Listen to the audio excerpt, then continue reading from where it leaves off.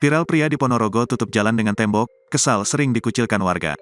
Viral di media sosial, aksi seorang pria di Ponorogo nekat menutup jalan gang dengan tembok. Bukan tanpa sebab, aksi pria dilakukan karena kesal telah lama dikucilkan oleh para tetangganya. Akhirnya ia pun meluapkan kekesalannya menutup jalan gang yang melewati tanah hak miliknya dengan tembok sehingga 13 keluarga terisolasi. Seorang pemilik tanah bernama Bagus Robianto menembok jalan gang yang biasanya dilalui warga di RT 01 RW 07 Kelurahan Bangunsari, Jalan Gajah Mada, Ponorogo.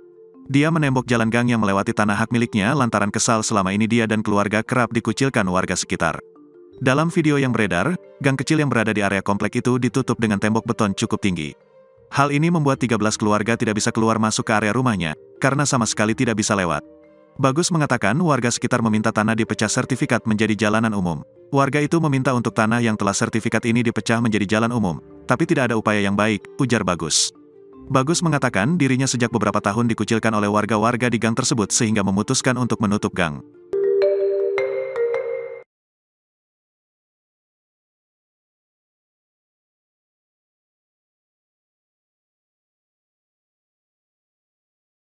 Terima kasih sudah nonton.